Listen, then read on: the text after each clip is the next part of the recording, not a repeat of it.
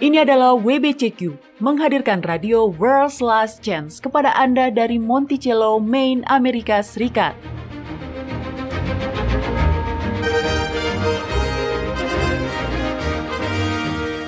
Kerinduan hati dari setiap orang Kristen selama 2000 tahun adalah melihat Sang Juru Selamat kembali dan mendirikan sebuah kerajaan kekal di atas bumi. Peristiwa-peristiwa yang terjadi di dunia mengungkap bahwa hal itu akan segera terjadi. Tetaplah bersama kami untuk belajar cara Anda dapat bersiap secara rohani menghadapi peristiwa-peristiwa akhir zaman. Radio WLC mempersiapkan orang untuk hidup dalam kerajaan Yahwa di bumi yang akan ditegakkan saat Kristus kembali. Halo para pendengar, selamat bergabung di Radio World's Last Chance. Saya Mario Nugraha dan bersama dengan saya sudah hadir Doni Alexander. Halo para pendengar, kami sangat senang Anda bisa bergabung dengan kami hari ini. Ya, tentu saja. Kehidupan modern begitu sibuk dan bahkan seringkali sangat-sangat menyibukkan sehingga kita harus terus-menerus membuat diri kita mengatur prioritas. Jadi ya, kami bersyukur Anda para pendengar telah menjadikan kami bagian dari hari-hari Anda. Jadi, Doni, apa yang Anda ingin bagikan pada kami hari ini? Baik, untuk Anda, saya punya sebuah pertanyaan, Mario. Oh, haruskah saya khawatir? Ya, saya tidak tahu. Pernahkah Anda mendengar tentang bread? Bread? Roti? Tentu saja saya pernah mendengar tentang roti. Malahan sarapan pagi saya tadi adalah roti, Doni. Oh tidak, maksud saya... Tahukah Anda bahwa roti sangat penting di Mesir kuno hingga roti benar-benar digunakan sebagai mata uang? Tidak, saya tidak tahu, tapi... Faktanya, pada abad pertengahan di Prancis, pembuat roti sebenarnya adalah pialang kredit. Mereka akan meminjamkan roti sebagai bentuk mata uang dan bahkan sebagai sebuah kredit. Itu aneh. Menurut saya harga roti akan turun terlalu cepat untuk digunakan sebagai kredit. Tapi tunggu. Saya tidak menduga kita membuat sebuah keterkaitan di sini, Mario. Saya tahu Anda makan roti. Saya sudah pernah melihat Anda melakukannya. Yang saya tanyakan adalah apakah Anda pernah mendengar tentang bread? Yang saya maksud bukan roti, tapi sebuah grup musik rock Amerika pada tahun 1970-an. Oh, itu yang Anda maksud. Kenapa tidak bilang dari tadi, Doni? Anda tidak memberi saya kesempatan bicara dari tadi, Mario. Jadi, bread, grup musik rock itu, pernahkah Anda mendengar tentang mereka? Tidak, saya juga belum pernah memakan mereka. Nah, pada tahun 1971, mereka merilis lagu yang mencapai tangga lagu nomor 1 di Billboard. Lagu itu berjudul If, atau Jika dalam bahasa Indonesia. Dan lagu itu dibuka dengan kata-kata seperti ini. Jika sebuah gambar melukiskan 1000 kata, lalu mengapa aku tidak bisa melukismu? Kata-kata tidak akan pernah memperlihatkan dirimu yang kukenal. Iya, saya selalu menyukai ungkapan itu. Sebuah gambar melukiskan 1000 kata. Pernyataan ini sangat deskriptif dan juga benar. Sebuah lukisan atau foto menyampaikan informasi yang jika dituliskan, hasilnya akan menjadi berlembar-lembar kata. Ya, benar. Dan bahkan kemudian, setelah dituliskan dalam kata-kata, beberapa detail pun mungkin akan terlewatkan. Jadi kita dapat mengatakan bahwa sebuah gambar melambangkan semua informasi yang seharusnya ada di dalam berlembar-lembar tulisan. Iya, simbol-simbol selalu mewakili sesuatu yang lain. Itulah mengapa simbol-simbol itu begitu kuat. Simbol mengandung kedalaman makna dengan berbagai nuansa yang akan hilang jika itu berada dalam bentuk yang lain, Doni. Ya, tepat. Itu sebabnya kitab suci kaya dengan simbolisme. Misalnya, dalam kitab Wahyu pasal 5, Yahusua disebut sebagai singa dari suku Yehuda. Jadi dalam satu frasa kecil itu, Anda memiliki semua nuansa yang sejalan dengan hewan yang disebut sebagai raja binatang ini. Kekuatan dan keberaniannya. Anda juga mendapatkan info penting bahwa dia berasal dari suku Yehuda. Suku yang melahirkan para raja mulai dari Raja Daud. Iya, dan tentu saja semua janji yang menyertainya. Ada juga pernyataan Yohanes Pembaptis ketika dia melihat Yahusua turun ke sungai Yordan. Dalam kitab Yohanes pasal pertama, Anda mendapati dia menyatakan, "Lihatlah anak domba Yahwa yang menghapus dosa dunia." Bukankah itu simbol yang sangat indah? Anda mendapatkan kepolosan dan kemurnian anak domba yang mengingatkan Anda akan kepolosan dan kemurnian Sang Juru Selamat. Anda pun mendapatkan susunan dari seluruh rencana penebusan dengan semua pelajaran yang diajarkan oleh sistem pengorbanan. Yang semuanya mengarah ke Sang Mesias. Iya, dan Anda mendapatkan nubuatan kematian Sang Juru Selamat. Semuanya menyatu di sana dalam satu frase kecil yang terdiri dari 3 kata. Anak, domba, Yahwa. Ini adalah sebuah simbol yang kaya dengan makna. Salah satu yang paling kuat dalam kitab suci. Oke, Mario dan para pendengar. Hari ini saya ingin berbicara tentang simbol yang lain. Simbol ini sama seperti simbol anak domba Yahwa, juga mengacu pada Sang Juru Selamat. Mario, tolong buka dan bacakan kitab Mazmur pasal 11. Oke. Ini adalah Mazmur tentang pemerintahan Mesias dan terlebih lagi karyanya selama pemerintahannya. Oke, ayat yang mana, Doni? Bacakan dari ayat 1 agar kita mengerti konteksnya, Mario. Dengarkan nama Melkisedek, itulah simbol yang akan kita lihat hari ini. Demikianlah firman Yahwa kepada Tuanku, duduklah di sebelah kananku sampai kubuat musuh-musuhmu menjadi tumpuan kakimu. Tongkat kekuatanmu akan diulurkan Yahwa dari Sion. Memerintahlah di antara musuhmu. Pada hari tentaramu, bangsamu merelakan diri untuk maju dengan berhiaskan kekudusan. Dari kandungan fajar tampil bagimu keremajaanmu seperti embun. Yahwa telah bersumpah, dan dia tidak akan menyesal. Engkau adalah imam untuk selama-lamanya, menurut peraturan Melkisedek. Di sini, Bapa sedang menjelaskan apa yang akan menjadi hasil dari misi Sang Mesias. Dan dia kemudian mengumumkan apa yang akan menjadi tugas dari Yahuswa sampai selama-lamanya. Dia berkata, engkau adalah imam untuk selama-lamanya menurut aturan Melkisedek. Ini adalah sebuah simbol. Dia tidak mengatakan, engkau adalah Melkisedek. Dia berkata, engkau adalah imam menurut peraturan Melkisedek. Jadi, untuk memahami apa arti dari simbol ini, kita perlu mengetahui siapa Melkisedek itu. Nah, jika Yahusua diberitahu bahwa dia berasal dari garis keturunan imam, mungkin aman untuk berasumsi bahwa orang ini takut akan Tuhan. Tapi, siapa dia? Apakah dia adalah keturunan Harun? Itu sebuah pertanyaan yang bagus, Mario. Dalam Perjanjian Baru, kita mendengar semua tentang para imam dan orang-orang Lewi. Benar. Imamat Lewi, seperti yang Anda tahu, ditetapkan di Gunung Sinai setelah pembebasan dari Mesir.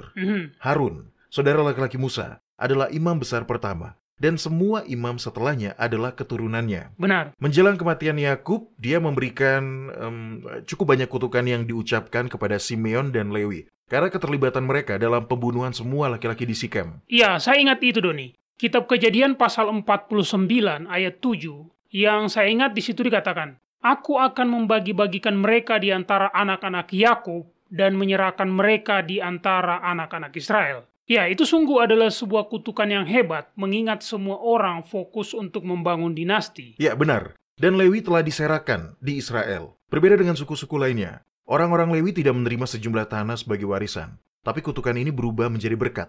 Ketika seluruh Israel murtad di Gunung Sinai, orang-orang Lewi tetap setia kepada Yahwa. Sebagai hadiah atas kesetiaan mereka, mereka diberi kehormatan untuk melayani Yahwa sebagai imam-imamnya. Ya, saya ingat sekarang, kitab Yosua pasal 18 ayat 7 mengatakan, Sebab orang Lewi tidak mendapat bagian di tengah-tengah kamu, karena jabatan sebagai imam Yahwa ialah milik pusaka mereka. Para imam menjadi imam karena menurut garis keturunan mereka berasal dari keturunan Harun. Orang-orang Israel tetap mencatat silsilah mereka dengan baik dan dapat menelusuri asal-usul nenek moyang mereka hingga ke Harun, anak Amram, anak tertua Kehat, anak kedua Lewi. Jadi, di bagian mana Melkisedek memenuhi semua ini, Doni? Dia mendahulunya. Menarik. Jadi, dia bukan keturunan Harun? Bukan. Faktanya, baik Harun maupun Lewi belum lahir pada saat itu. Buka kitab Kejadian pasal 14. Ini benar-benar jauh sebelum itu. Ini terjadi bahkan sebelum Abraham melihat Ishak, sebelum Sarah tertawa membayangkan dirinya melahirkan di masa tuanya. Ya, tahukah Anda bahwa arti nama Ishak sebenarnya adalah tertawa? Mereka menamainya tertawa. Iya, itu nama yang agak pas, harus Anda akui itu. Oke, dalam kitab Kejadian pasal 14, kita memiliki kisah sebuah perang kuno. Beberapa raja di Kanaan kalah dalam perang dan harus membayar upeti kepada Kedorlaomer, Raja Elam.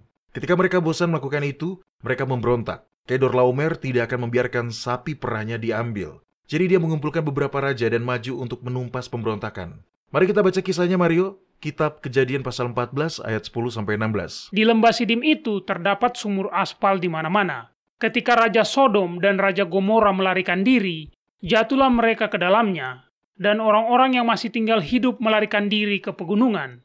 Segala harta benda Sodom dan Gomora beserta segala bahan makanan dirampas musuh. Lalu mereka pergi. Juga Lot, anak saudara Abram, beserta harta bendanya dibawa musuh lalu mereka pergi. Sebab Lot itu diam di Sodom. Kemudian datanglah seorang pelarian dan menceritakan hal ini kepada Abram, orang Ibrani itu, yang tinggal dekat pohon-pohon tarbantin kepunyaan Mamre, orang Amori itu, saudara Eskol dan Aner, yakni teman-teman sekutu Abram. Ketika Abram mendengar bahwa anak saudaranya tertawan, maka dikerahkannyalah orang-orang yang terlatih, yakni mereka yang lahir di rumahnya, 318 orang banyaknya, lalu mengejar musuh sampai ke Dan. Kemudian pada waktu malam berbagilah mereka, dia dan hamba-hambanya itu untuk melawan musuh. Mereka mengalahkan dan mengejar musuh sampai ke Hoba di sebelah utara Damsyik. Dibawanyalah kembali segala harta benda itu, juga Lot, anak saudaranya itu, serta harta bendanya dibawanya kembali. Demikian juga perempuan-perempuan dan orang-orangnya. Ketika Abram dan tentaranya kembali, ada satu sosok misterius yang keluar menyambutnya. Baca ayat 18 sekarang. Melkisedek, Raja Salem, membawa roti dan anggur. Dia seorang imam Eloa yang maha tinggi. Tidak seperti para imam Lewi, kita tidak tahu siapa Melkisedek itu. Kita hanya tahu 3 hal tentang dia. Kita tahu namanya, kita tahu dia adalah Raja Salem, dan kita tahu dia adalah seorang imam Yahwa. Ini sangat membuat penasaran, ya kan? Ya. Biasanya Alkitab akan memberikan nama ayah dari seseorang, tetapi kita tidak tahu siapa ayah Melkisedek. Kita bahkan tidak tahu bagaimana dia bisa menjadi imam dari satu-satunya Eloah yang sejati. Tapi beberapa petunjuk yang kita miliki sangat signifikan. Nama Melkisedek berarti kebenaran. Jadi, Raja Melkisedek secara harfiah adalah Raja Kebenaran. Lalu, di mana Salem itu? Dia juga kan Raja Salem. Anda sebenarnya tahu di mana Salem berada, Mario. Hanya saja Anda mengenalnya dengan nama yang berbeda. Salem. Di kemudian hari dikenal dengan nama Teredeng, Yerusalem. Serius? Iya. Nah, sekarang di sini kita mempunyai banyak makna. Raja Yahusua akan memerintah dari Yerusalem baru di bumi yang baru setelah dia kembali. Bukankah itu indah? Tapi masih ada lagi. Definisi Salem adalah damai. Jadi Melkisedek bukan hanya Raja Kebenaran. Dia juga adalah Raja Damai. Ya, sama seperti Yahusua. Dan apa yang Yahusua lakukan bagi umatnya? Dia mengampuni dosa-dosa mereka. Nah, itulah yang Yahwa lakukan berdasarkan darah pengorbanan Yahusua. Dia membuat pengampunan Yahwa tersedia bagi kita. Jadi, dengan kata lain, Yahusua adalah apa, Mario? Dia memberkati kita. Dan itulah juga yang Melkisedek lakukan. Oke, tolong baca ayat selanjutnya. Kitab Kejadian pasal 14 ayat 19 dan 20. Baiklah. Lalu ia memberkati Abram, katanya, diberkatilah kiranya Abram oleh El yang maha tinggi, pencipta langit dan bumi, dan terpujilah El yang maha tinggi, yang telah menyerahkan musuhmu ke tanganmu. Oke, berhenti di situ. Ini penting. Sama seperti Yahusua memberkati umatnya, Melkisedek memberkati Abram yang adalah bapa dari semua orang yang percaya. Orang-orang percaya adalah keturunan rohani Abraham. Jadi dia adalah nenek moyang rohani kita. Oke. Menurut saya, adalah sangat tepat jika Melkisedek memberkati Abram dan bukan sebaliknya. Kita cenderung melihat ke belakang, seperti yang Anda katakan, kepada Bapak Abraham sebagai orang percaya sejati yang pertama di semua tempat di sepanjang masa. Tapi di sini ada seseorang yang, atau setidaknya, tampak lebih besar dari Abram. Anda setuju, Doni? Ya, tentu saja. Karena yang lebih besar, yang lebih penting, yang lebih berkuasa, adalah yang selalu mengucapkan berkat. Ya, Anda benar sekali. Sekarang bacakan ayat 20. Ini akan menjadi kuncinya. Lalu Abram memberikan kepadanya, kepada Melkisedek, 1/10 dari semuanya. Nah, ini menarik. Abram membayar persepuluhan kepada Melkisedek. Iya, dan dengan melakukan ini, Abram mengakui Melkisedek sebagai atasan rohaninya. Pertama, Melkisedek mengucapkan berkat atas Abram atas nama Eloah yang maha tinggi. Itu berasal dari frasa Ibrani El Elyon. Ini adalah gelar yang sangat indah untuk Yahwa. Kemudian, seolah-olah pemberkatan itu tidak cukup untuk meyakinkan kita bahwa Melkisedek adalah seorang imam yang derajatnya lebih tinggi dari Abram. Abram pun kemudian membayar persepuluhan kepada Melkisedek. Nah, Doni, apa maksud Anda Melkisedek adalah seorang imam yang derajatnya lebih tinggi dari Abram?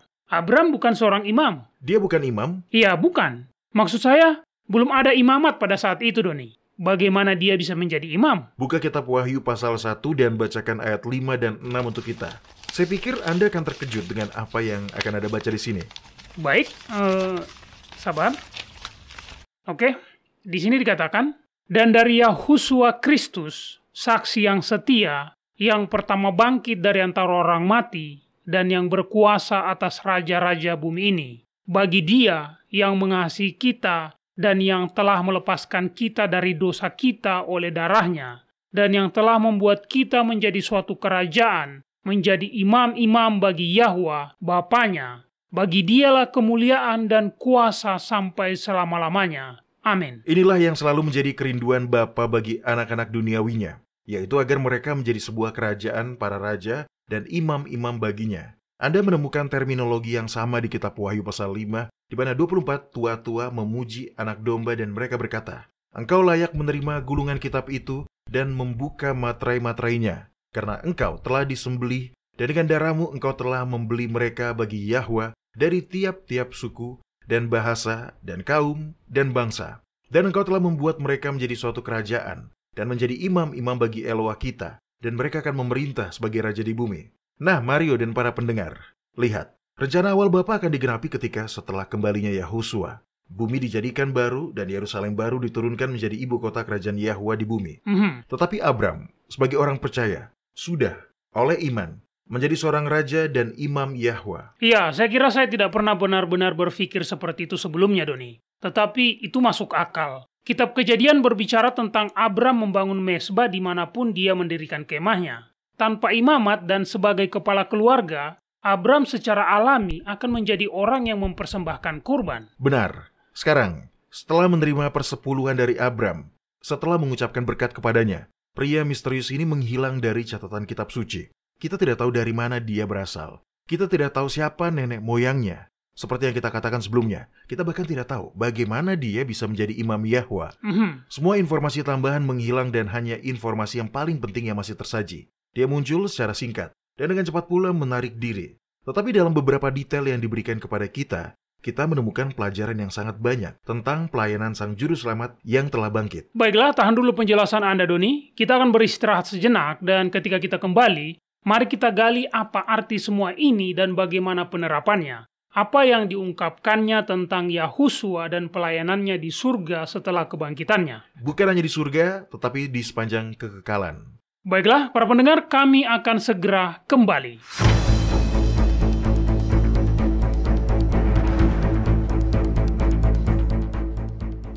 Anda mendengarkan radio World's Last Chance di WBCQ yang mengudara pada gelombang 31 meter di frekuensi 9330 kHz.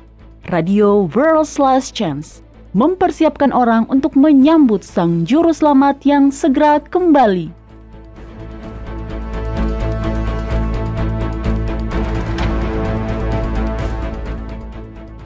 Tahukah Anda apa yang bisa merangkak atau terbang, tetapi tidak memiliki kaki atau sayap? Jawabannya adalah waktu. Ya, waktu bisa merangkak, waktu bisa terbang, tapi jelas waktu tidak memiliki kaki atau sayap. Namun bagaimanapun juga, waktu adalah sebuah hadiah. Sebagai pencipta kita, Yahwa adalah penguasa waktu. Pada awal sejarah bumi kita, Dia menciptakan sistem pengatur waktu yang dapat digunakan oleh siapapun dan dimanapun di dunia dengan sangat akurat. Seorang gembala di Yaman dapat mengetahui waktu menggunakan kalender Sang Pencipta seakurat seorang ilmuwan di observatorium terbesar di dunia. Kalender Masehi adalah sebuah kalender modern yang digunakan oleh sebagian besar orang di dunia. Kalender ini adalah kalender matahari yang dinamai menurut Paus Gregorius yang ke-13. Ini adalah adaptasi dari kalender matahari Julius Caesar, seorang penyembah berhala. Kalender Yahwa di sisi lain adalah kalender lunisolar.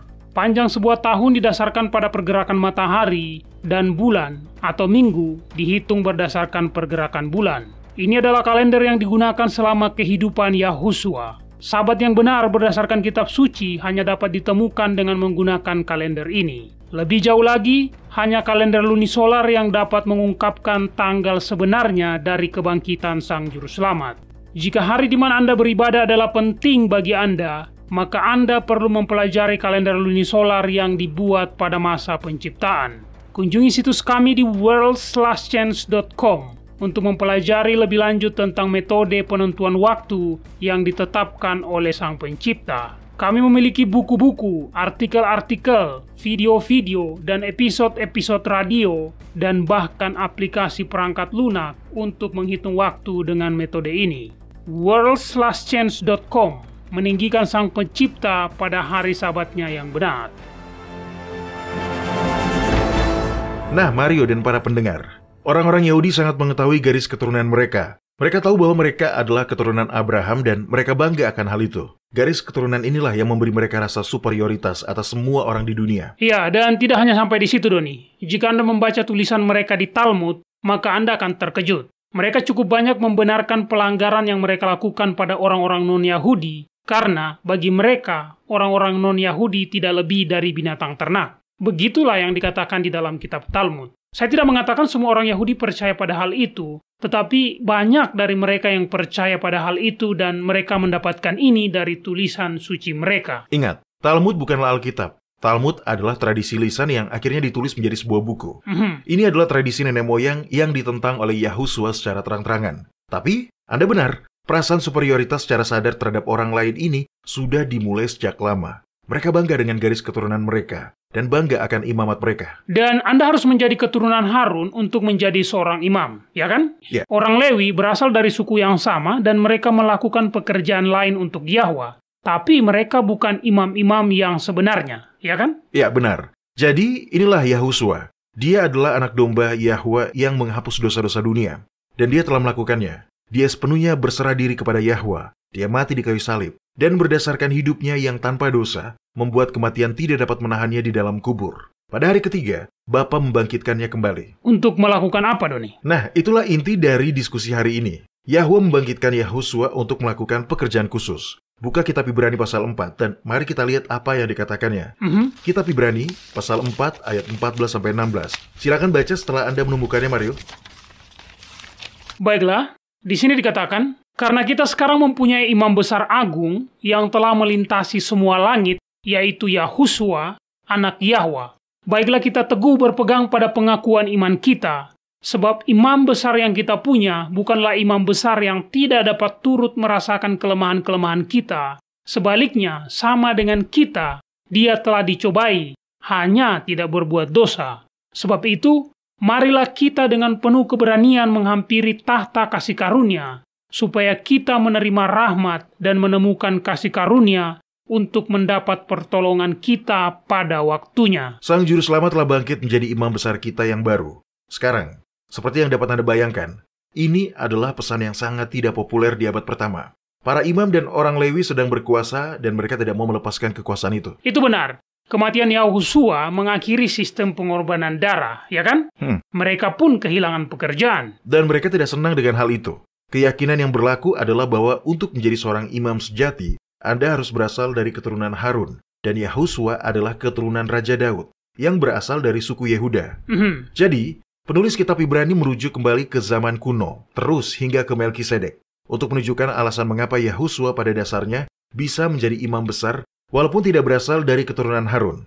Nah, Mario, tolong beralihlah ke kitab Ibrani pasal 5, dan mari kita lihat apa yang dia katakan, mulai dari ayat 1. Sebab setiap imam besar yang dipilih dari antara manusia, ditetapkan bagi manusia dalam hubungan mereka dengan Yahwa, supaya dia mempersembahkan persembahan dan korban karena dosa.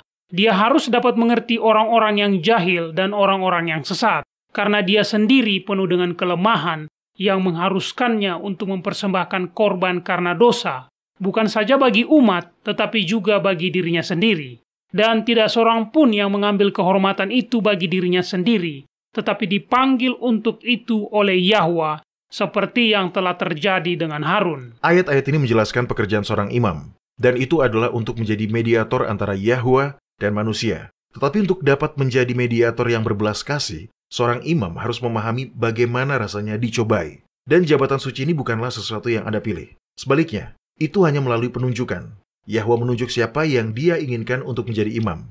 Oke, lanjutkan Mario. Sekarang dia akan membuat perbandingan dengan Kristus. Demikian pula Kristus tidak memuliakan dirinya sendiri dengan menjadi imam besar, tetapi dimuliakan oleh Dia, Yahwa, yang berfirman kepadanya, Yahusua, anakku engkau telah kuperanakan pada hari ini. Sebagaimana firman-Nya dalam satu nas lain, engkau adalah imam untuk selama-lamanya, menurut peraturan Melkisedek. Melkisedek tidak berasal dari garis keturunan Imam Lewi. Ishak bahkan belum lahir. Apalagi Yakub, Lewi, atau Harun. Tapi Melkisedek adalah seorang imam dari Eloah yang maha tinggi, atau El Elyon. Kitab suci mengatakan demikian. Iya, dan Abraham mengetahui jabatannya yang kudus dengan membayar persepuluhan kepadanya. Jadi sebenarnya dia berasal dari garis keturunan imam yang mana, Doni? Kita tidak tahu. Oh ya, Anda sudah mengatakannya di segmen terakhir kita. Ya. Tidak tahu siapa orang tuanya atau dari mana asalnya. Yang kita tahu adalah bahwa dia memang seorang imam Yahwa. Dan itu membuat Melkisedek terpisah dari garis keturunan Imam Lewi yang muncul belakangan. Dan dari garis keturunan imamat yang khusus dan terpisah inilah, di mana Yahwa sendiri menunjuk para imam, di mana Yahuswa harus ditetapkan sebagai seorang imam. Dia adalah imam untuk selamanya menurut peraturan Melkisedek. Sekarang, bacalah ayat 7-11. Kita sampai pada bagian yang penting. Bagian ini masih berbicara tentang Yahuswa. Dalam hidupnya sebagai manusia, dia telah mempersembahkan doa dan permohonan dengan ratap tangis dan keluhan kepada Dia yang sanggup menyelamatkannya dari maut. Dan karena kesalehannya, dia telah didengarkan. Dan sekalipun dia adalah anak, dia telah belajar menjadi taat dari apa yang telah dideritanya. Dan sesudah dia mencapai kesempurnaannya, dia menjadi pokok keselamatan yang abadi bagi semua orang yang taat kepadanya. Dan dia dipanggil menjadi imam besar oleh Yahwa menurut peraturan Melkisedek. Tentang hal itu banyak yang harus kami katakan, tetapi yang sukar untuk dijelaskan, karena kamu telah lamban dalam hal mendengarkan. Orang-orang Kristen telah lama berspekulasi mengenai identitas Melkisedek. Beberapa orang telah berpendapat bahwa dia adalah Roh Kudus. Atau Kristus prainkarnasi. Ya, itu juga. Beberapa bahkan berspekulasi bahwa Melkisedek adalah Bapa dalam bentuk manusia. Serius? Tentu. Tapi masalahnya, semua spekulasi tersebut adalah warisan dari ajaran bidat Tritunggal.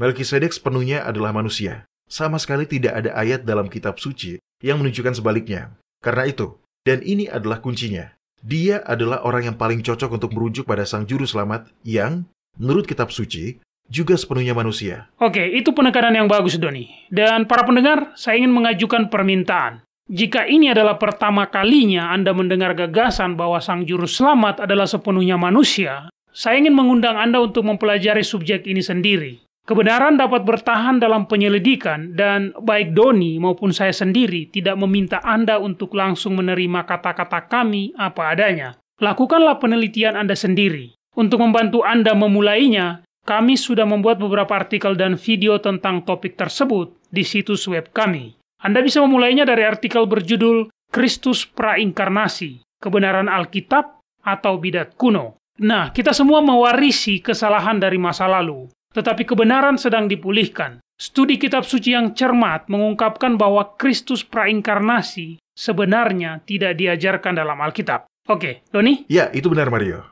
Untuk menebus umat manusia di tempat mana Adam jatuh, Yahuswa harus menjadi manusia seutuhnya. Kitab Roma pasal 5 ayat 15 mengatakan, tetapi karunia Yahwa tidaklah sama dengan pelanggaran Adam. Sebab, jika karena pelanggaran satu orang, semua orang telah jatuh di dalam kuasa maut, jauh lebih besar lagi kasih karunia Yahwa dan karunianya, yang dilimpahkannya atas semua orang karena satu orang, yaitu Yahuswa Kristus. Hanya lambang atau simbol yang sepenuhnya manusia yang dapat menunjuk pada penggenapan atau realitas yang juga sepenuhnya manusia, yaitu Yahuswa. Alkitab tidak harus menjelaskan garis keturunan Melkisedek untuk mengetahui bahwa dia adalah simbol manusia seutuhnya yang sama seperti simbol anak domba Paskah, yang menunjuk ke depan kepada anak domba Yahwa yang juga sepenuhnya manusia dan tanpa dosa. Baiklah, mari lanjutkan bacakan, Mario. Kitab Ibrani pasal 6 mulai dari ayat 13. Sebab ketika Yahwa memberikan janjinya kepada Abraham, dia bersumpah demi dirinya sendiri, karena tidak ada orang yang lebih tinggi daripadanya. Katanya, sesungguhnya aku akan memberkati engkau berlimpah-limpah dan akan membuat engkau sangat banyak. Abraham menanti dengan sabar, dan dengan demikian dia memperoleh apa yang dijanjikan kepadanya. Sebab manusia bersumpah demi orang yang lebih tinggi, dan sumpah itu menjadi suatu pengokohan baginya yang mengakhiri segala bantahan. Karena itu, untuk lebih meyakinkan mereka yang berhak menerima janji itu akan kepastian putusannya, Yahwa telah mengikat dirinya dengan sumpah, supaya oleh dua kenyataan yang tidak berubah-ubah, tentang mana Yahwa tidak mungkin berdusta, kita yang mencari perlindungan beroleh dorongan yang kuat untuk menjangkau pengharapan yang terletak di depan kita. Pengharapan itu adalah sau yang kuat dan aman bagi jiwa kita yang telah dilabuhkan sampai ke belakang tabir, di mana Yahuswa telah masuk sebagai perintis bagi kita ketika dia, menurut peraturan Melkisedek, menjadi imam besar sampai selama-lamanya. Yahuswa sama seperti Melkisedek sebelumnya, telah diangkat menjadi imam oleh Yahwa sendiri. Ini adalah sebuah penetapan abadi. Kita tidak membutuhkan para imam Israel. Kita memiliki seorang imam. Seorang imam yang ditunjuk oleh Yahwa sendiri dan itu adalah Yahuswa. Iya, itu masuk akal, tapi apa arti penting dari fakta ini, Doni? Ini bukan topik yang sering kita dengar dihotbahkan. Apa artinya bagi kita, Anda dan saya yang hidup di bumi, bahwa kita memiliki imam besar di tahta surga? Ya, itu berarti segalanya bagi kita. Mari kita lihat. Kitab Ibrani pasal 7 menjelaskannya. Baca 3 ayat pertama. Sebab Melkisedek adalah Raja Salem dan Imam Eloa yang maha tinggi. Dia pergi menyongsong Abraham ketika Abraham kembali dari mengalahkan raja-raja dan memberkati dia. Kepadanya pun Abraham memberikan 1/10 dari semuanya. Menurut arti namanya, Melkisedek adalah pertama-tama Raja Kebenaran dan juga Raja Salem, yaitu Raja Damai Sejahtera. Dia tidak berbapa, tidak beribu, tidak bersilsilah. Harinya tidak berawal dan hidupnya tidak berkesudahan. Dan karena dia dijadikan sama dengan anak Yahwa, dia telah menjadi imam sampai selama-lamanya. Dalam arti tertentu, Melkisedek memiliki imamat abadi, karena dia telah muncul sesaat dalam catatan suci, dan kemudian dengan cepat pun menghilang. Yahuswa juga memiliki imamat abadi, yang tidak akan berakhir. Dia akan menjadi imam besar kita dalam sepanjang kekekalan. Mengapa Anda berkata seperti itu, Doni? Mengapa kita membutuhkan seorang imam di bumi yang baru? Kita akan membahasnya, teruslah membaca. Camkanlah betapa besarnya orang itu, yang kepadanya Abraham, bapa leluhur kita, memberikan 1/10 dari segala rampasan yang paling baik. Dan mereka dari anak-anak Lewi yang menerima jabatan imam, mendapat tugas menurut hukum Taurat untuk memungut persepuluhan dari umat Israel, yaitu dari saudara-saudara mereka, sekalipun mereka ini juga adalah keturunan Abraham. Tetapi Melkisedek, yang bukan keturunan mereka, memungut persepuluhan dari Abraham dan memberkati dia, walaupun dia adalah pemilik janji. Memang tidak dapat disangkal bahwa yang lebih rendah diberkati oleh yang lebih tinggi. Dan di sini, manusia-manusia fana menerima persepuluhan. Dan di sana, dia yang tentang dia diberi kesaksian bahwa dia hidup. Maka dapatlah dikatakan bahwa dengan perantaraan Abraham dipungut juga persepuluhan dari Lewi yang berhak menerima persepuluhan. Sebab dia masih berada dalam bapa leluhurnya ketika Melkisedek menyongsong bapa leluhurnya itu. Sederhananya bahwa para imam dari aturan Melkisedek berada di depan atau mendahului imamat Lewi. Dan karena aturan Melkisedek mendahului kelahiran Lewi, aturan itu pun menjadi lebih tinggi dari imamat Lewi. Ini demi kepentingan orang-orang percaya awal yang berpikir bahwa hanya mereka yang berasal dari Lewi yang bisa menjadi imam. Oke, lanjutkan Mario. Oleh karena itu, jika kesempurnaan adalah melalui imamat Lewi, karena di bawahnya orang menerima hukum, apa kebutuhan lebih lanjut bahwa imam lain harus naik menurut perintah Melkisedek dan tidak dipanggil menurut perintah Harun? Untuk imamat yang diubah, tentu ada juga perubahan hukum. Karena dia yang membicarakan hal-hal ini adalah milik suku lain, yang darinya tidak ada orang yang bertugas di mezbah. Ini menjelaskan mengapa perlu ada imam yang baru, atau lebih tepatnya pembaruan tatanan kuno perintah dari Melkisedek. Menaati hukum saja tidak dapat mengampuni dosa masa lalu siapapun. Oleh karena itu, seorang imam baru harus muncul. Teruskan. Sebab telah diketahui semua orang bahwa Tuhan kita berasal dari suku Yehuda, dan mengenai suku itu, Musa tidak pernah mengatakan suatu apapun tentang imam-imam. Dan hal itu jauh lebih nyata lagi, jikalau ditetapkan seorang imam lain menurut cara Melkisedek, yang menjadi imam bukan berdasarkan peraturan-peraturan manusia, tetapi berdasarkan hidup yang tidak dapat binasa. Sebab tentang dia diberi kesaksian, engkau adalah imam untuk selama-lamanya menurut peraturan Melkisedek. Nah, ayat-ayat selanjutnya sangat penting. Di sini akan dijelaskan legalitas dari maksud pencabutan hak imamat Lewi dan mengembalikannya pada imamat yang berdasarkan peraturan Melkisedek. Memang, suatu hukum yang dikeluarkan dahulu dibatalkan kalau hukum itu tidak mempunyai kekuatan dan karena itu tidak berguna. Sebab hukum Taurat sama sekali tidak membawa kesempurnaan, tetapi sekarang ditimbulkan pengharapan yang lebih baik, yang mendekatkan kita kepada Yahwa. Dan sama seperti hal ini tidak terjadi tanpa sumpah, memang mereka telah menjadi imam tanpa sumpah, tetapi dia dengan sumpah, diucapkan oleh dia yang berfirman kepadanya, Yahwa telah bersumpah dan dia tidak akan menyesal. Engkau adalah imam untuk selama-lamanya berdasarkan peraturan Melkisedek. Demikian pula Yahuswa adalah jaminan dari suatu perjanjian yang lebih kuat. Nah, di sini adalah klimaks dari seluruh bagian ini. pemulihan aturan Melkisedek dengan Yahusua sebagai imam besar membawa serta perjanjian yang lebih kuat. Ini sangat penting bagi kita pada hari ini, dan juga bagi orang Kristen sepanjang masa dan bahkan sampai selama-lamanya. Inilah sebabnya bahkan setelah bumi diperbaharui dan kerajaan Yahwa telah dikokohkan di sini, Yahusua akan terus memerintah sebagai raja dan imam, seperti yang dilakukan Melkisedek. Lanjutkan Mario, baca terus sampai akhir pasal. Dan dalam jumlah yang besar mereka telah menjadi imam, karena mereka dicegah oleh maut untuk tetap menjabat imam. Tetapi karena dia, Yahusua, tetap selama-lamanya, maka imamatnya tidak dapat beralih kepada orang lain. Karena itu, dia sanggup juga menyelamatkan dengan sempurna semua orang yang oleh dia datang kepada Yahwa. Sebab dia hidup senantiasa untuk menjadi pengantara mereka. Sebab imam besar yang demikianlah yang kita perlukan, yaitu yang saleh, tanpa salah, tanpa noda, yang terpisah dari orang-orang berdosa dan lebih tinggi daripada tingkat-tingkat sorga, yang tidak seperti imam-imam besar lain, yang setiap hari harus mempersembahkan korban untuk dosanya sendiri, dan sesudah itu barulah untuk dosa umatnya. Sebab hal itu telah dilakukannya satu kali untuk selama-lamanya, ketika dia mempersembahkan dirinya sendiri sebagai korban. Sebab hukum Taurat menetapkan orang-orang yang diliputi kelemahan menjadi imam besar, tetapi sumpah yang diucapkan kemudian daripada hukum Taurat menetapkan anak yang telah menjadi sempurna sampai selama-lamanya. Ya, benar. Inilah harapan orang-orang Kristen. Yahusua selalu hidup untuk menjadi perantara bagi kita. Darah yang dikorbankan oleh imamat Lewi harus diperbarui setiap hari. Para imam Lewi berdosa, sama seperti kita berdosa. Mereka harus terus-menerus mempersembahkan korban untuk menebus dosa-dosa mereka dan dosa-dosa kita semua. Tetapi karunia Yahwa adalah bahwa darah Yahusua menyucikan kita dari dosa. Itu adalah karunia yang datang melalui pelayanan imamat Yahusua. Mario, tolong buka kitab Ibrani pasal 10 dan baca ayat 11-18.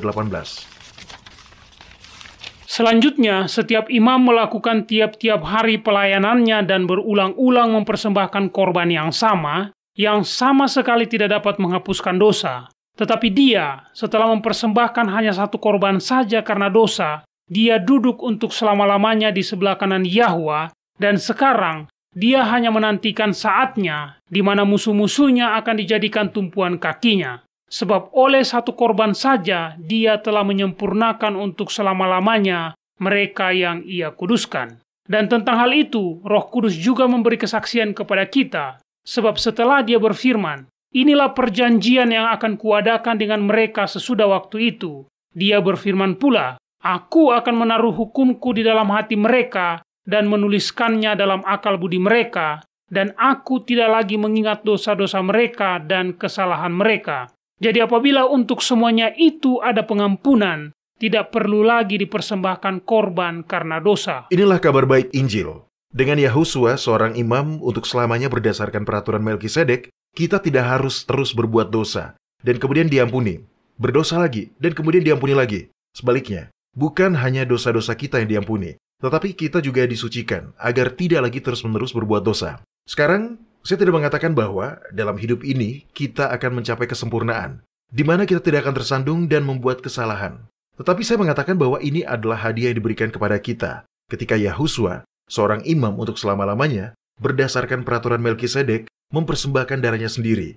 Kita diampuni, disucikan, dan Yahwa tidak lagi mengingat dosa-dosa kita. Ya, sungguh sebuah anugerah kasih karunia dan kasih yang luar biasa. Dan itulah pentingnya Yahusua menjadi imam besar kita untuk selamanya, menurut peraturan Melkisedek.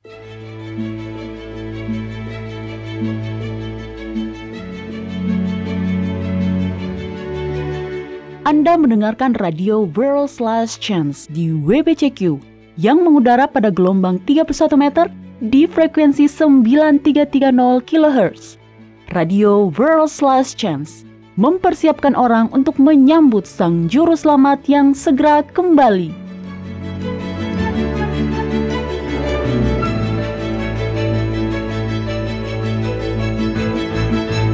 Baik, pertanyaan di kotak surat kita datang dari Rohit di Noida, India. Nah, Doni, Anda tahu, India memiliki budaya yang sangat menarik dan indah.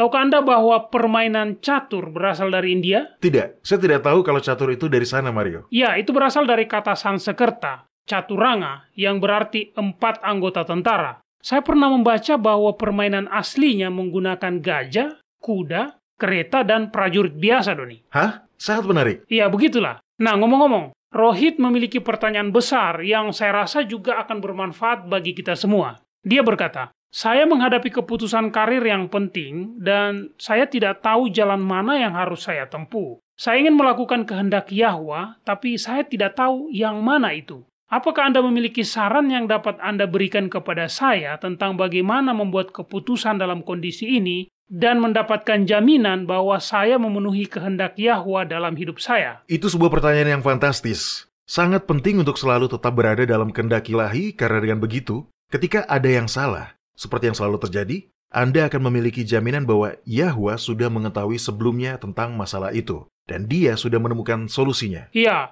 masalah tidak dapat dihindari di dunia yang penuh dosa, tetapi ketika Anda tahu bahwa Anda berada tepat di tempat yang diinginkan Yahwa, maka Anda akan lebih mudah untuk mempertahankan iman. Ya, tepat sekali. Alkitab penuh dengan bimbingan dan nasihat tentang moralitas, tetapi saya harus mengakui bahwa tidak banyak, jika memang ada, nasihat tentang keputusan hidup yang kita hadapi sehari-hari. Dan tentu saja tidak ada satupun catatan tentang keputusan karir. Ya, mungkin karena di zaman Alkitab, pilihan karir bukanlah sebuah pilihan. Anda melakukan apa yang ayah Anda lakukan, dan ayah Anda melakukan apa yang kakek Anda lakukan. Oke. Jadi bagaimana para profesional modern atau orang-orang yang baru lulus dari universitas membuat keputusan karir yang bijaksana sesuai dengan kehendak Yahwa ketika Alkitab tidak memberikan nasihat seperti itu, Doni? Solusinya adalah dengan melihat prinsip-prinsip Alkitab. Anda tidak memerlukan sebuah ayat Alkitab yang berkata, jangan menerima tawaran pekerjaan apapun dari perusahaan Amerika atau majikan Jepang, atau entahlah, dari siapapun yang bernama Edi Tansil.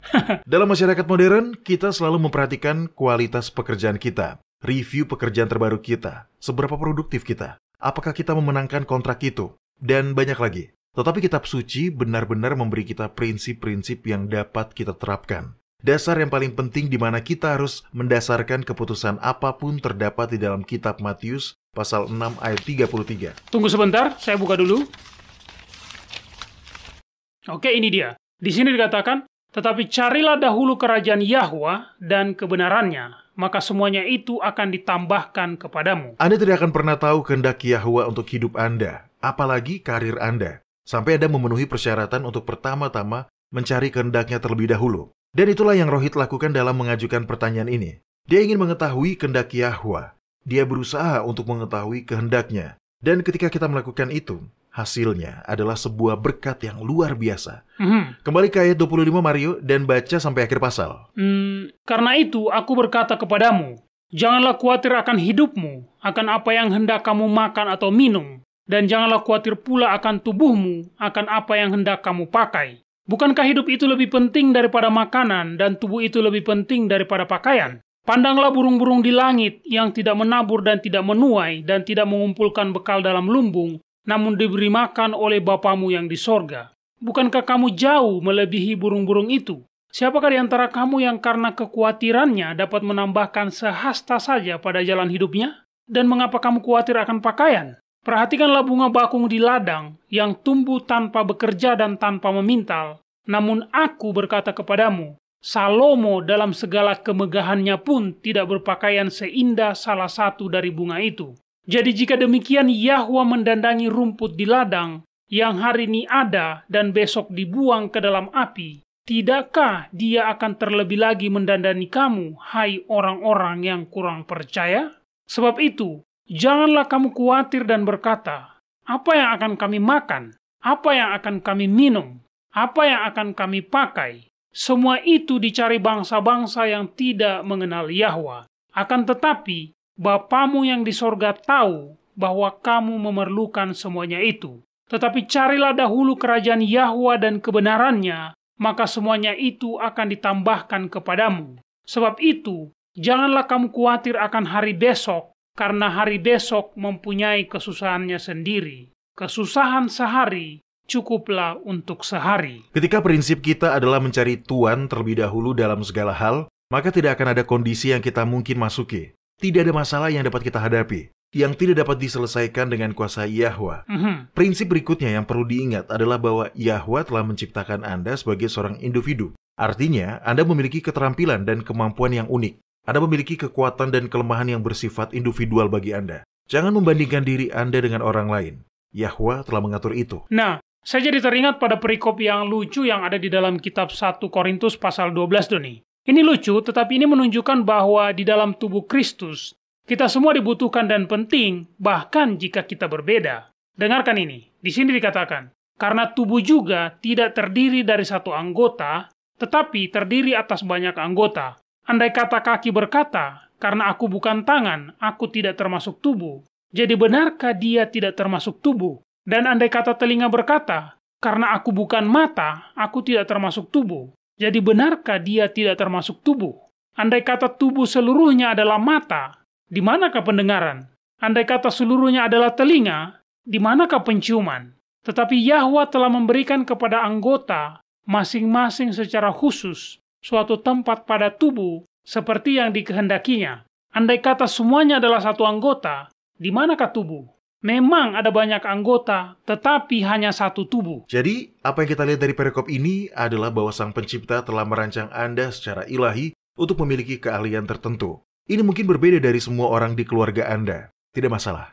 Kitab Mazmur pasal 139 mengatakan, sebab engkaulah yang membentuk buah pinggangku, menenun aku dalam kandungan ibuku. Aku bersyukur kepadamu, oleh karena kejadianku dahsyat dan ajaib. Ajaib apa yang kau buat? Dan jiwaku benar-benar menyadarinya. Jadi perhatikan keterampilan dan kemampuan alami Anda. Ketahui apa minat Anda. Tidak ada yang salah jika kemampuan dan minat Anda berbeda dengan orang tua Anda. Pencipta Anda telah memberi Anda kemampuan itu untuk digunakan baginya. Tetapi sebelum Anda memiliki pengetahuan menyeluruh tentang kepribadian, kemampuan dan minat Anda akan lebih sulit untuk membuat pilihan dan keputusan karir yang baik. Ya, saya suka itu, Doni. Memang sangat mudah untuk membandingkan diri kita dengan orang lain. Tetapi kita perlu mengingat bahwa kita semua adalah individu yang dirancang oleh Sang Pencipta. Ya, tepat. Dan ingatlah bahwa menjadi seorang Kristen tidak berarti bahwa Anda tiba-tiba dibebaskan dari pengambilan keputusan yang bijaksana. Misalnya, Anda perlu membeli mobil untuk dikendarai selama bekerja. Anda tidak akan pergi ke dealer, berkeliling, dan melihat mobil apa yang menurut Anda akan Anda beli karena Anda telah dituntun dalam tanda kutip untuk membelinya. Sebagai gantinya, Anda mungkin akan melakukan riset tentang mobil apa yang konsumsi bahan bakarnya paling baik, apa yang tersedia di pasar, dan Anda mungkin akan melakukan beberapa perbandingan harga antara berbagai dealer. Itu semua bagian dari melakukan uji kelayakan dalam membuat keputusan yang baik. Nah, Yahwa memberi kita otak dan Dia berharap kita menggunakannya. Saya telah melihat banyak orang yang begitu takut membuat keputusan yang salah, sehingga mereka tidak membuat keputusan. Dan tidak membuat keputusan adalah sebenarnya sebuah keputusan juga.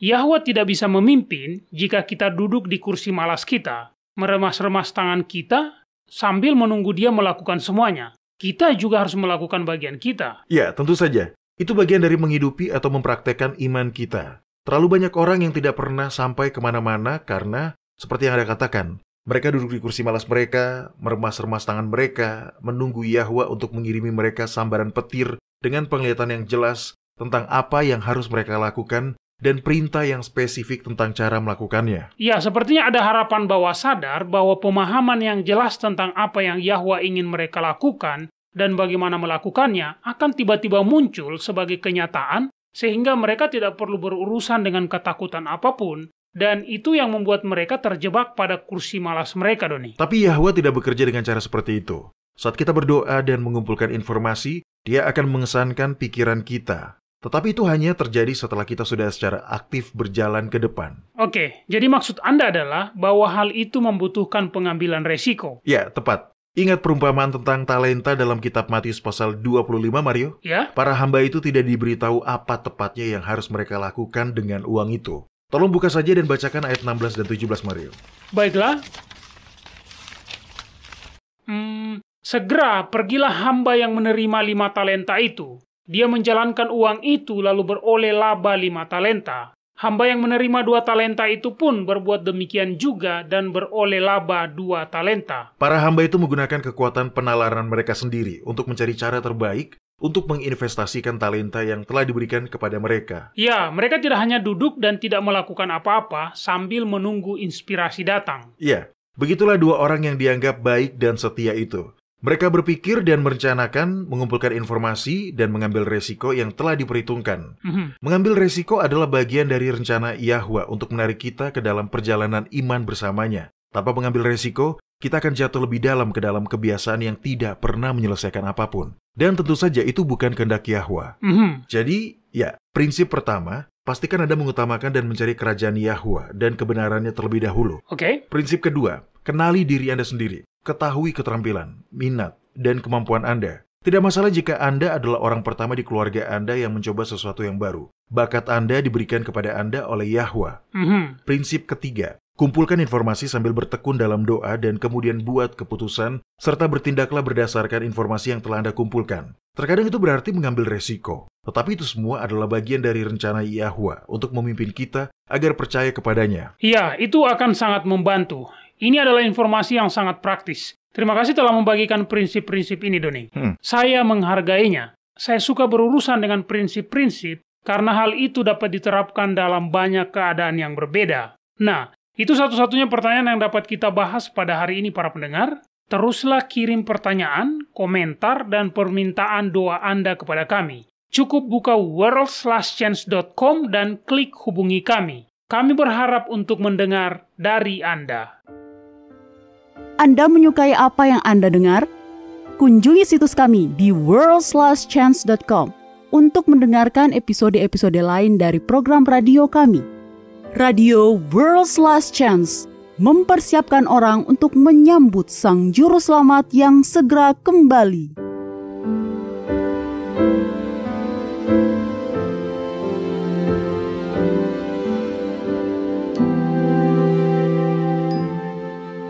Halo, ini adalah janji harian Anda dari firman Yahwa.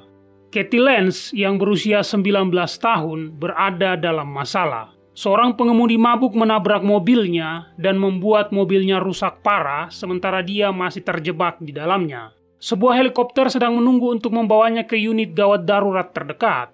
Tetapi petugas pemadam kebakaran dengan semua peralatan mahal mereka belum dapat mengeluarkan remaja yang sekarat itu. Pada hari itu, tanggal 4 Agustus 2013, wakil kepolisian setempat, Richard Eder, mengingat dengan jelas keputusasaan kepala pemadam kebakaran. Eder mengatakan, dia khawatir karena dia kehabisan pilihan. Alat-alatnya tidak berfungsi dan saat itu sudah hampir 1 jam. Dia berkata, saya tidak tahu bagaimana kita akan mengeluarkannya. Kathy terluka parah dan sangat kesakitan. Tetapi dia hanya punya satu permintaan. Dia ingin para penyelamat berdoa bersamanya dengan suara keras. Tiba-tiba ada seorang pria di sana. Tidak ada yang tahu dari mana dia berasal. Polisi memblokir jalan sejauh hampir 1 mil, tetapi pria itu ada di sana sambil memegang sesuatu yang tampak seperti sebotol kecil minyak urapan. Pria ini kemudian meminta izin untuk mengurapi gadis yang ada di dalam mobil itu. Sang wakil kepala polisi ragu-ragu. Apakah tindakan itu akan mengirim pesan yang salah? Akankah Kathy menyerah dan mengira mereka telah mengirim seorang pendeta untuk melaksanakan upacara terakhir untuknya? Namun, pada akhirnya dia setuju untuk mengizinkan pria itu masuk. Menurut petugas pemadam kebakaran yang diwawancarai kemudian, mereka tiba-tiba merasakan kedamaian. Bukan hanya Kathy, tetapi juga para penyelamatnya yang sedang khawatir. Kemudian, mereka tidak dapat mengingat siapa yang mengatakannya atau dari mana asal suara itu. Tetapi mereka semua mendengar perkataan bahwa mereka harus tetap tenang. Alat mereka sekarang akan berfungsi dan mereka akan dapat mengeluarkan Kathy dari kendaraan itu. Beberapa saat kemudian, para pemadam kebakaran tiba dengan alat yang baru yang lebih kuat. Mereka mampu memotong rangka mobil dan mengeluarkan Kathy dan mengirimnya ke rumah sakit. Para penyelamat berbalik untuk berterima kasih kepada pria yang telah berdoa tadi, tetapi dia telah pergi. Lebih dari 70 foto diambil di lokasi kecelakaan, dan pria itu tidak muncul di salah satu dari foto-foto itu. Halaman Facebook pemadam kebakaran memposting komentar yang menanyakan apakah ada responden yang tahu siapa pria itu, tapi tidak ada orang yang mengaku mengenalnya. Ibu Kathy, Carla Lenz, juga memposting komentar dan mengatakan dia sangat senang karena walaupun kecelakaan Kathy hampir berakhir tragis, namun kejadian itu memberikan bukti bahwa mujizat masih terjadi. Sebuah operasi 6,5 jam berusaha untuk memperbaiki patah tulang paha kaki patah tulang betis kiri, patah tulang betis kanan, sebuah goresan pada liver, limpa yang pecah, paru-paru yang memar, 9 tulang rusuk yang patah, dan luka robek di seluruh badan yang tak terhitung jumlahnya. Diperlukan waktu 5 minggu di rumah sakit dan 5 bulan untuk rehabilitasi. Katie dan keluarganya bersuka cita bahwa Yahwa telah menyelamatkan hidupnya dan mengirim seseorang untuk berdoa bersamanya ketika dia sangat membutuhkan pertolongan. Para pendengar, kitab Yakobus pasal 5 ayat 13-15 berkata, "Kalau ada seorang di antara kamu yang menderita, baiklah dia berdoa. Kalau ada seorang yang bergembira, baiklah dia menyanyi. Kalau ada seorang di antara kamu yang sakit, baiklah dia memanggil para penatua jemaat supaya mereka mendoakan dia serta mengolesnya dengan minyak dalam nama Yahwa. Dan doa yang lahir dari iman akan menyelamatkan orang sakit itu, dan Yahwa akan membangunkan dia. Dan jika dia telah berbuat dosa, maka dosanya itu akan diampuni." Kepada kita telah diberikan janji-janji yang besar dan berharga. Majulah dan mulailah mengaminkannya.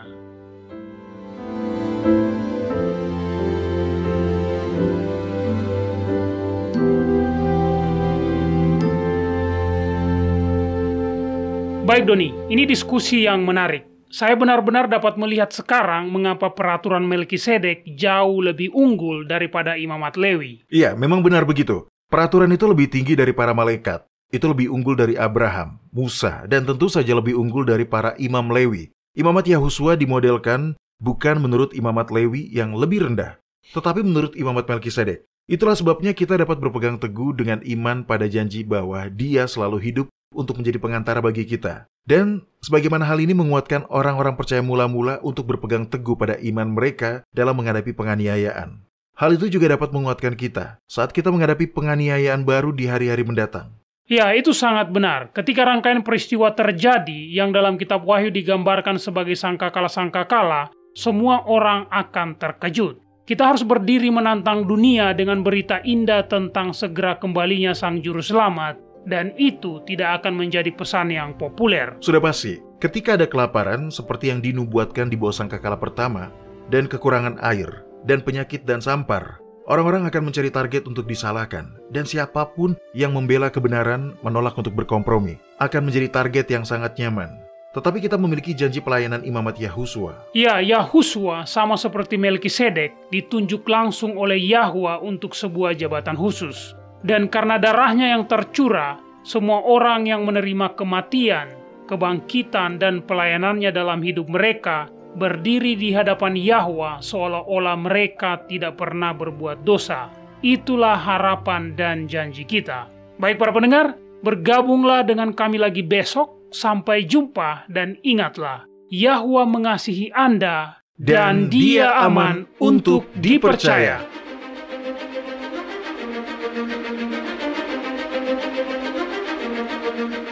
Anda baru saja mendengarkan radio WLC.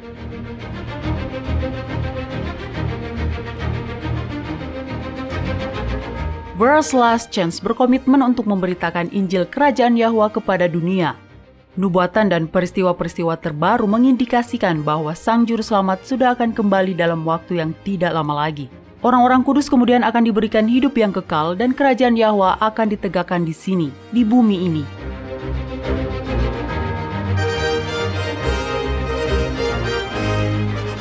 Tidak ada waktu yang bisa disia-siakan. Terimalah anugerah keselamatan hari ini dan izinkan Yahwa menyelimuti Anda dengan kebenaran Kristus.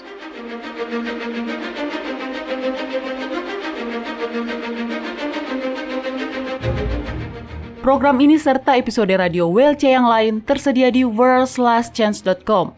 Klik ikon radio WLC di bagian kanan atas beranda.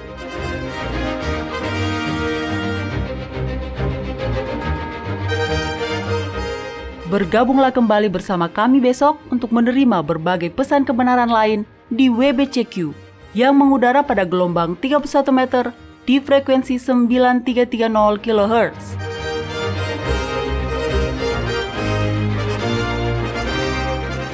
Radio WLC mempersiapkan orang untuk hidup dalam kerajaan Yahwa di bumi yang akan ditegakkan saat Kristus kembali tidak lama lagi.